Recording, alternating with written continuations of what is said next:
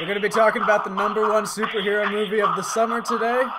That is The Avengers. Yeah. Yeah. Yeah, excitement and stuff. So we're going to talk about that. We're going to go see it later today. This is our guest, Joe Quinn. You might have recognized him from certain films that are going to be in the description. Yeah. Check him. Check him out. He's pretty awesome. And we're going to start off this podcast talking about all the movies leading up to The Avengers. And hopefully end talking about it.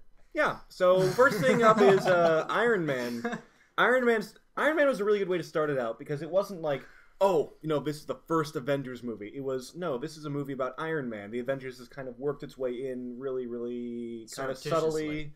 Except for the entire Nick Fury thing. Yeah. There were subtle references to S.H.I.E.L.D., Super Soldier Program, I think. Yeah. There was little things, but it was never stated that this is the first movie to lead up to the Avengers. It was just, this is Iron Man. And besides the ending, it's a pretty much near flawless movie.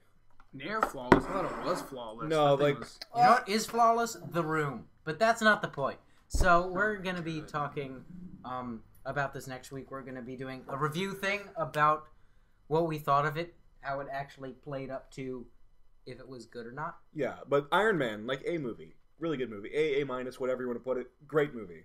Up next was The Incredible Hulk, and I can't speak for all of you, but it is my personal favorite of all of the Avengers lead-up movie besides Iron Man. I think The Incredible Hulk is definitely an underrated movie. However, I liked it. I thought it was good. I do like the movie. I just find that is the weakest of the five. No, second weakest of the five leading up. The first being Iron Man 2.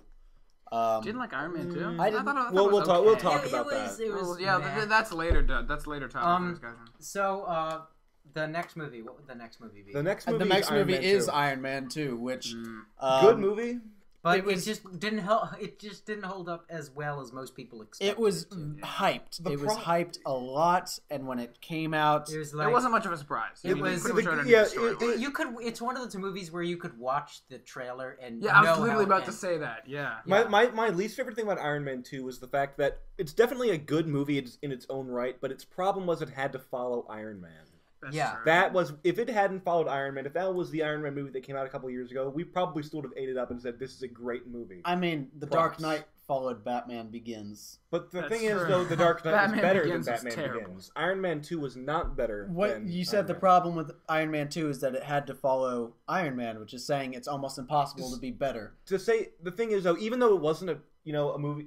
Iron Man is a better movie, but if Iron Man 2 would come out instead of Iron Man, most people probably wouldn't have cared either way. I think it would have been like, oh, this is a good movie, but not as this good. Is amazing. Whereas Iron Man is fantastic, one of the best origin stories I think ever shown. Iron Man 2 is good, worth your money, not worth seeing twice. It was real. It was a real riches to even more riches story. Yeah. It was. I think Iron Man 2 tried to do a lot, but one of its downfalls was that it was plugging the Avengers too much. Far too much. Whereas, subtle scenes like at the end of Iron Man or The Incredible Hulk. The end of Iron Man and the end of The Incredible Hulk, seeing Tony Stark in The Incredible Hulk was probably one of the best parts of the movie for me. But Iron Man 2, Nick Fury was a main character. Black Widow was in it the whole time. They kept talking about, oh, well, I have to go down to Mexico. There's the Mexico incident, which was kind of cool. Actually, I thought Nick Fury was really underused in Iron Man 2. They showed him a lot. They show him a lot in the advertisements, but then you see the movie. He's in for about 5 minutes, and then you don't see him again. I think they should have had less of him. Save him for the Avengers. I also felt that... Crap, I totally forgot what I was going to say. Who's that? Did Hawkeye, Nighthawk? No, Hawkeye. That's later. Next movie up was Thor, I believe, right? No, after Iron Man 2. After Iron Man 2 was Thor. Yeah, Thor. Yeah, I liked Thor. I think the lead into Thor was fantastic, showing them. Usually, it's always the scenes after the credits of movies always hinted at the sequels. However, the scene at the end of Iron Man 2 led into Thor, which I thought was actually really clever. Really cool. That was epic. that got me excited for Thor. I've got a Thor's confession. Thor's ending doesn't lead into anything else. It leads into the Avengers. It doesn't lead into Captain America or any of that stuff. It just leads into the Avengers, which is That's something I like about this, is that they didn't say it was like a prequel. They didn't announce that there was going to be a big finale like this. It was just, hey, we're going to surreptitiously link all these movies together. Hope you notice and hope you beg for a movie so that when it does come out, we no. make lots They of were money. working I on the think- Avengers for yeah, all they- of this. Yeah. The They hope were. you notice was, I think, definitely in Iron Man and the Incredible Hulk. After that, In the Incredible Hulk, you see tiny things like Nick Fury's name on a piece of paper at the very beginning, reference to the World War II Super Soldier program, and even things in New Mexico with the thunderstorm. I forgot to mention this too. In Iron Man 2, if you at the very end of the movie, they actually reference the Incredible Hulk. They do. You see little bits of his rampage at the university, and I didn't notice it when I saw it in theaters, but I watched it again a few weeks ago, and I was like, "Oh, whoa, what is that?" And it's like, "That's cool." Hey, They That's cool. just showed the news feed, I Yeah. guess. Well, Iron Man is talking to Nick Fury. I've got a confession. Yes. I haven't seen Thor. Oh, Oh. get out of here! Okay, I'm gonna leave so you guys don't spoil No, it for no. me. Wait. Actually, No, I'm no, gonna no. stay here. Oh, crap. come on down. Smooth. That was Sorry. That was incredible. smooth. I just hit the table. Okay. The Incredible Smooth. I was gonna say the one of the problems I had with Thor, other than Kat Dennings being annoying as hell, was the ending. The way it literally just cut off. The Loki, the final fight between Thor and Loki was amazing. The Thor and Destroyer fight was mediocre. I didn't like it very much. I didn't either, but the Loki Thor fight and the bridge being destroyed was incredible, and Loki falling after Thor trying to save him was incredible and really set him up for the Avengers being the main villain. But then it ended with Thor being stuck in Asgard, so I'm curious as to how he'll get back to Earth. I actually hope they don't give some sort of half-assed excuse. I hope they actually take. like, oh yeah, it was all Oh, a like dream. it's all like Odin's. Classic all a dream. Or I hope they don't do something like, oh, it's like Odin's black magic or something sent you down here, because that's like We really. need to make really... a stereotypes movie about just every single possible movie All stereotype. right, let's move on. Captain Yeah, America. Yeah. I'm- That is a The Captain. mediocre movie. I'm gonna say a lot of people love Captain America. That's actually my least favorite of all the Avengers lead-ins. I think it was They- overworked. They did a very good job with Captain America as a character. I didn't like the pacing. That Oh was yeah, my by the biggest way, problem. Guys, let Joe Joe is is Captain bit- America. in love with Captain America. I am in love with Captain America, and when they announced the casting of, at first I was kind of like, Chris Evans. Well, he was, he was in Pretty good. Fantastic Four. How's he going to be another superhero? But I keep an open mind, and I saw him in other movies, and I knew he was a good actor. And my favorite casting in the entire movie was Hugo Weaving as Red Skull. That was a great casting Uh, choice.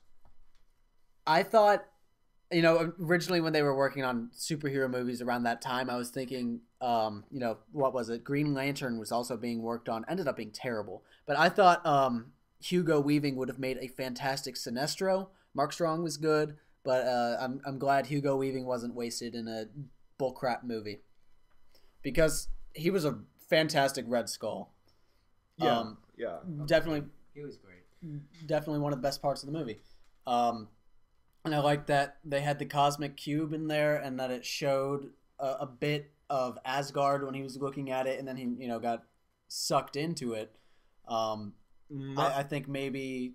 Do you think maybe they'll bring him back in a Captain America sequel? Oh, no doubt, he's gonna be back. My biggest problem with the film, though, was more along the lines of all the wasted potential.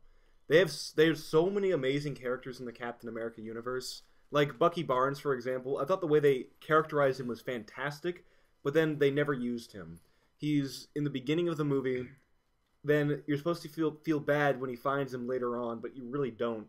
And then when he dies, finger quotes, because he's probably not dead, at like near the 3/4 mark, you're like, that's it. Why are we supposed to care? We barely know this character. Why do we care that he's dead? I don't know what you're talking about because I cried like a baby when Bucky died. I actually thought it was very true to the old comic books. Absolutely. It was like they had the exact same shot of him running at the Except screen for with the Hitler, shield. I but thought that's not important. I think what was I absolutely love how they worked in the classic suit. Oh, yes, that was a fantastic I way to hated handle the that. newer Captain America suits. No, I didn't like it much. I'm gonna like it. You're gonna like it. I think. The suit that in the Avengers looks a bit odd. I think it's weird because it connects to the neck, whereas the Captain America movie suit, the World War II era suit, didn't connect the neck, and I don't know. It looks awesome. It looks looked practical. more manly. It looked practical. It looked realistic. I loved it. I think it's gonna be one of those things that grows on you as the film goes on. It's like, oh, it looks stupid at first, but as you watch it, it's gonna be like, hey, that actually doesn't look half bad. I can understand why they did it. Yeah, I think one of my biggest gripes is that the ears are covered up. Which is not like, I'm not like, oh, the ears are covered up, but they weren't covered in the comics. I don't care. I think it just makes his head look weird because it creates this. Like, hey guys, it creates this yes, onesie. It's a onesie look, and he looks like he was just bored or something. He looks like he's, I don't know, got disabilities, and he's wearing a helmet so he doesn't, run into a wall. Oh, that's terrible. I'm sorry. All right, let's go back over them again. Iron Man, fantastic. Incredible Hulk, in my opinion, really good, but in everyone else's good movie. Iron Man 2. It was a great movie. Iron Man 2, good movie. Thor. That's the thing. Iron Man 2 was a good movie, but it just didn't follow. It A plugged great the movie. Avengers too much. And the biggest problem I had with Iron Man was the short villain fight.